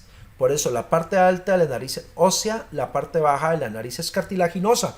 Lo vamos a ver con anatomía nasal. Hueso unguis o hueso lacrimal en la órbita. Ahí está encastrado. Miren ustedes aquí cómo el hueso lacrimal se relaciona adelante con el maxilar, atrás con el etmoides y arriba con el frontal. Y aquí hay algo importante. Miren esta herradura. Esta herradura forma una fosa entre el maxilar y el lacrimal. Aquí hay una bolsa que se conoce con el nombre del saco lacrimal. Ahí se almacenan las lágrimas y resulta que desde aquí hacia abajo, hacia la nariz, se forma un conducto que se llama el conducto nasolacrimal. Si nosotros reparamos cuando una persona empieza a llorar, apenas empieza a llorar también empieza a moquear. En realidad no son mocos, son lágrimas. Parte de las lágrimas deslizan por la cara cuando la cavidad orbitaria no las puede contener en la conjuntiva, y otra parte de las lágrimas, sobre todo cuando la persona empieza a aprisionar el ojo, cuando la persona empieza a parpadear mientras está llorando, este saco se comprime, y al comprimirse las lágrimas empiezan a deslizar por el conducto nasolacrimal que desemboca en cavidad nasal, en el meato inferior.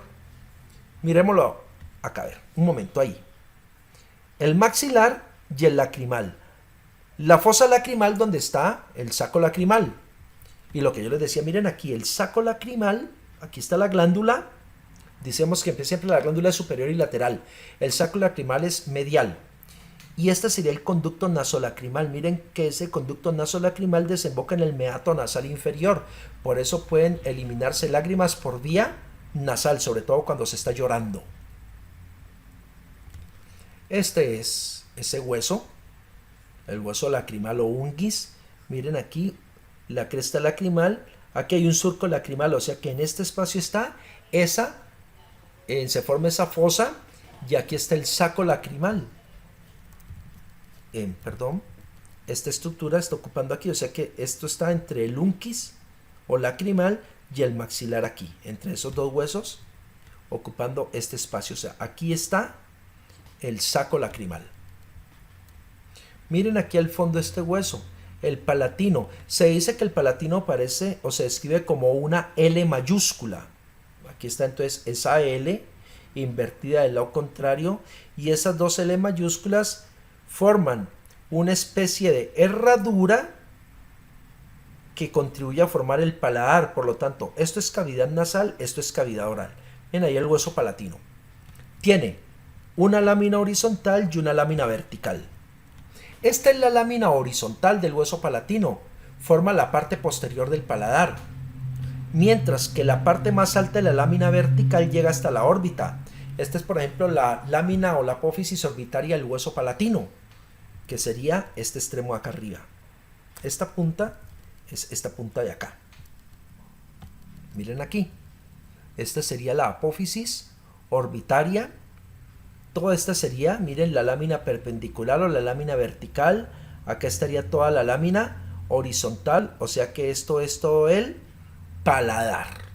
Y esta es la constitución. Este es un hueso muy profundo en la cara. Lo pueden apreciar ahí, la apófisis orbitaria, la lámina horizontal, o sea que esto es paladar. Aquí estamos hacia la nariz y acá abajo estaríamos hacia la boca. Las conchas nasales inferiores o cornetes nasales inferiores dentro de la nariz son huesos propios de la cara. Existen conchas nasales medias, pero si ustedes miran aquí en el dibujo están de diferente color. Lo que está en gris, miren, esto es gris, esto es gris, esto es gris. Este es el hueso etmoides. El hueso etmoides es muy propio del neurocráneo y el hueso etmoides tiene una lámina orbitaria y tiene una lámina perpendicular que forma parte del tabique nasal. Estas son las conchas nasales medias, forman parte del etmoides, pero las inferiores están en un color diferente porque la concha nasal inferior es un hueso propio de la cara. Ustedes lo pueden apreciar aquí. Miren, la concha nasal superior, la media son parte del etmoides, pero la inferior en un color diferente es un hueso propio de la cara. Estos huesos cuando crecen generan hipertrofia y van a tener problemas sobre todo en procesos inspiratorios. Ahí está la concha nasal inferior, una parte anterior, una parte posterior, un borde superior y un borde inferior, huesos que se describen mucho, sobre todo en otorrino y en cirugía endoscópica por otorrino, sobre todo para fibronasofaringolaringoscopia. Entonces es un hueso relativamente muy sencillo. Vemos aquí el vómer como parte del tabique nasal en naranja. En amarillo es el etmoides. Miren ustedes cómo el tabique nasal en parte por el etmoides y en parte por el vómer, como les decía. Este es el vómer, un hueso en forma de una cuñita. Contribuye a formar el tabique nasal, por lo tanto el vómer mira a la fosa nasal derecha y a la fosa nasal izquierda. Y él se articula con el esfenoides. Aquí estaría, miren, el esfenoides, todo este, y ahí articulándose con el vómer. Finalmente, la mandíbula con un cuerpo y dos ramos. Este lo vamos a profundizar mañana que veamos las fosas de la cara. La mandíbula tiene el arco dental inferior, un cuerpo en forma de herradura y sus dos ramos o ramas. La rama derecha, la rama izquierda. Cada rama con un proceso coronoideo y con un cóndilo para la ATM, pero eso será nuestro tema mañana que veamos las caras profundas, las regiones profundas de la cara.